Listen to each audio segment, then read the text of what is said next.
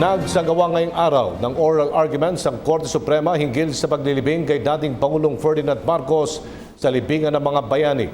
Dito tinanong ng mga maestrado ang mga petitioner kung may tuturing ba ang libingan ng mga bayani bilang National Pantheon na nakasaad sa Republic Act 289. Samantala nagbigay naman ng testimonya ang ilang biktima ng martial law ukol sa pagmamalupit na kanilang naranasan noon.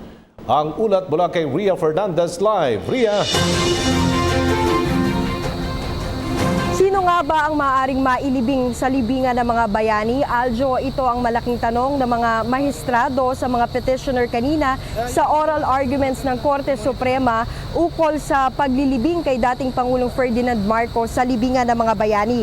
Para sa mga petitioner, hindi karapat-dapat na mailibing dito si Marcos dahil ayon daw sa Republic Act 289, ang batas na bumubuo sa isang national pantheon o yung himlayan para sa mga presidente, mga bayani at maging mga makabayani ay binibigyan lamang ng hero's burial ang isang taong nagsilbing inspirasyon at karapat-dapat na tingalain. Hindi raw pasok dito si Marcos dahil anila maraming beses itong lumabag sa karapatang pantao. Nagnakaw rin daw ito ng kaban o sa kaban ng bayan at pineke pa raw niya ang kanyang mga war medal.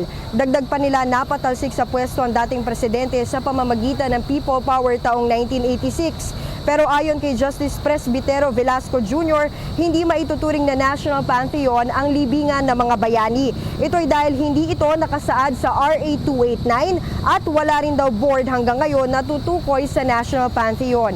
Ang malinaw ayon sa mga maestrado ay mayroong Republic Memorial Cemetery noon na pinilitan at kilala na natin ngayon bilang libingan ng mga bayani. Sinabi ni Justice Diosdado Peralta na mas nauna ito kaysa sa RA 289. Ayon naman kay Justice Teresita de Castro, hindi lamang mga bayani ang maaaring mahimlay dito sa libingan ng mga bayani dahil kahit mga yumaong asawa ng mga sundalo ay naroon. Dagdag pa niya, walang lupon sa pamahalaan na nagtatakda kung sino mga dapat kilalanin bilang bayani.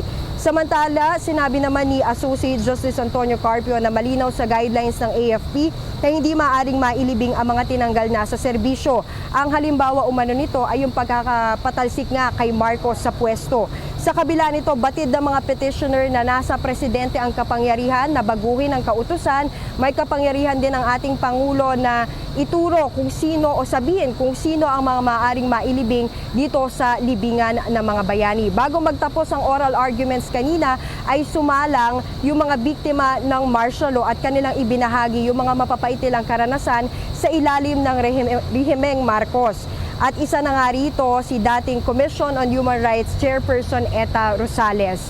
Ang susunod na oral arguments, Aljo, ay sa susunod na Miyerkules, September 7, alas 10 ng umaga.